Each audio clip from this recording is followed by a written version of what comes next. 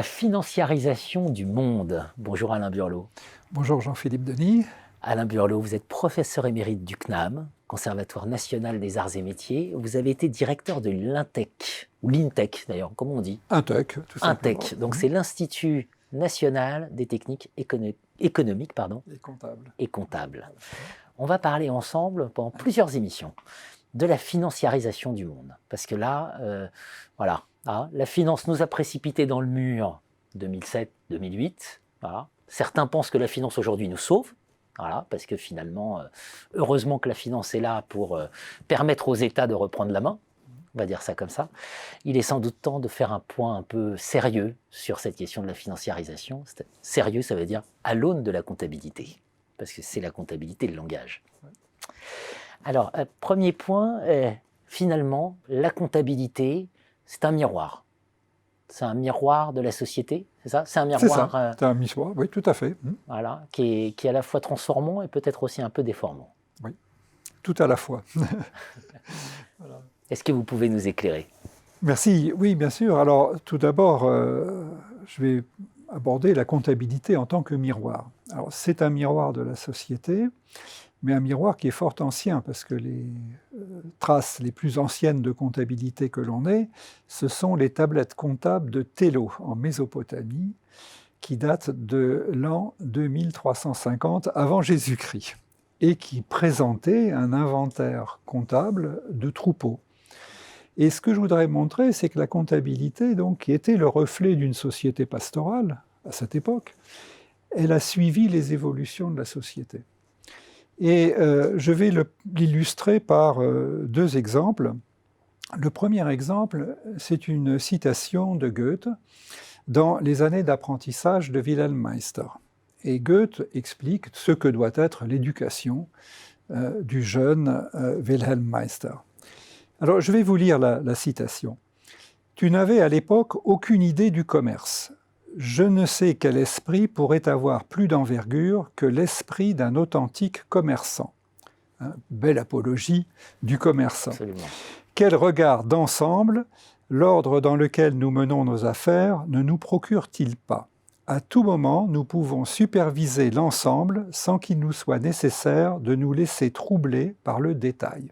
Donc, ce sont en fait les états de synthèse de la comptabilité dont parle Goethe. Et il termine « Quel avantage procure aux commerçants la comptabilité en partie double? C'est une des plus belles inventions de l'esprit humain et tout bon maître de maison devrait l'introduire dans son ménage. » Donc, c'était en 1794. La deuxième citation qui montre comment la comptabilité s'adapte au changement de la société, c'est un extrait du Capital de Marx, 1867.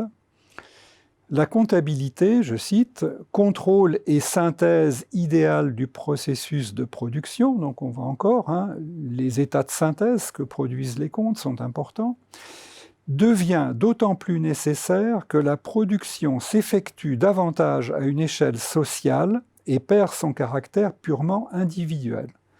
Donc, plus nécessaire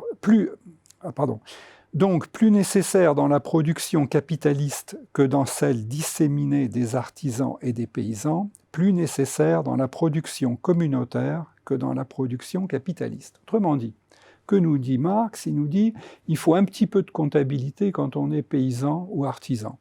Il en faut beaucoup plus quand on est un industriel, et il en faudra encore plus après la Révolution, quand nous connaîtrons le paradis sur Terre. Alors, donc, on pourrait bien entendu développer ça, mais c'est évident, ce n'est pas dans le cadre d'une émission qu'on peut le faire. Mais le deuxième point, c'est la comptabilité comme vecteur, comme levier de transformation de la société. Et là, je prendrai une citation qui est extraite de la Déclaration des droits de l'homme et du citoyen de 1789.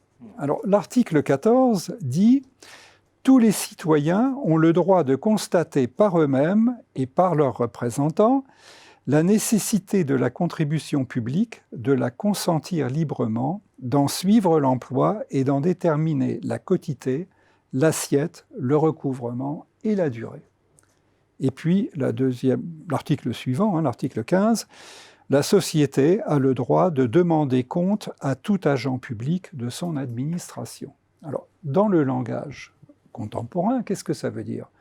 Ça veut dire que la comptabilité est l'instrument de la transparence et de la redevabilité, et ça, c'est une transformation de la société impulsée par le pouvoir politique, donc lors de la Révolution française. On est assez loin aujourd'hui des principes. Alors, ce sont des principes difficiles à mettre en œuvre dans le détail, bien sûr, mais des principes extrêmement importants et dont nous parlons encore aujourd'hui. Alors, ces principes ont d'ailleurs été repris dans la loi sur les sociétés commerciales de 1866.